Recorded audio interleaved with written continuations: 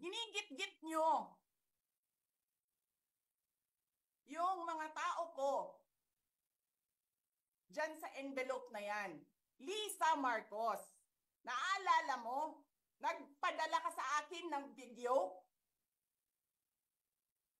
Sinabihan mo ako saan kukunin ang pera. Pinakita mo ang muka ng tao doon sa video message mo. Hi, Nikki. This is she's been working with us for the longest time. We trust her.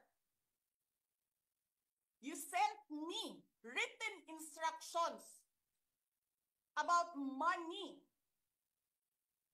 Millions a month. Anong nakalagay doon sa envelope? DepEd. Anong ginawa ko? Binigay ko sa DepEd. Putak na mukha.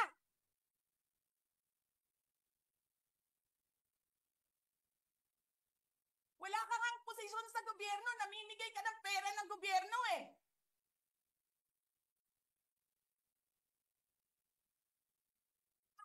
Sisirahin nyo yung tangal ng mga kasama ko sa Office of the Vice President.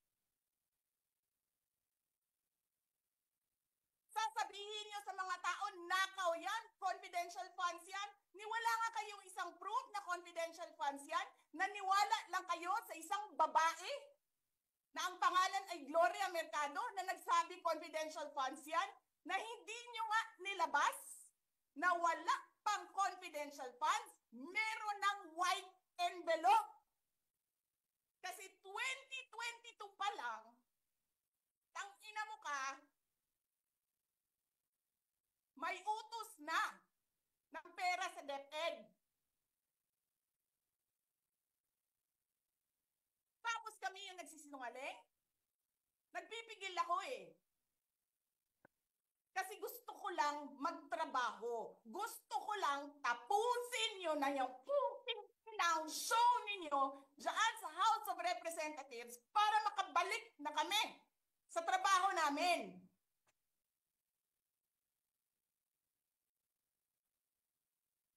Tapos ganyan ang gagawin ninyo sa amin dahil hindi kami sumusunod sa inyo? Dahil ayaw na namin tumulong sa inyo?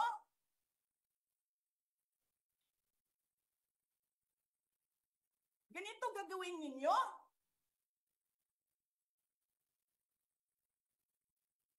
Presidente ka, may speaker ka na involved sa bribery ng Supreme Court justices. May video, may kaso, may witnesses.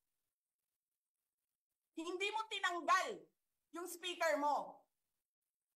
Pinabayaan mo siya abusuhin ang pera ng bayan. Paikot-ikot sa buong bansa, namimigay ng pera na para bang kanya yung pera.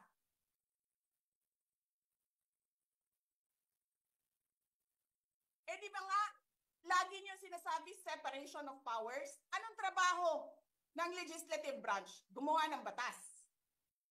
Anong ginagawa ni Martin Romualdez? Nagdidirect ng DSWD, namimigay ng ayuda,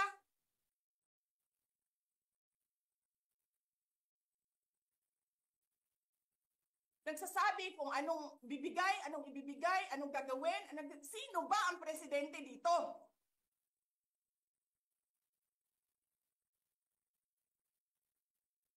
Alam nyo, alam namin, mali ang ginagawa ninyo. Sinabihan ko lang mga kasama ko sa Office of the Vice President, pasensya na, sumunod na lang tayo para matapos na sila.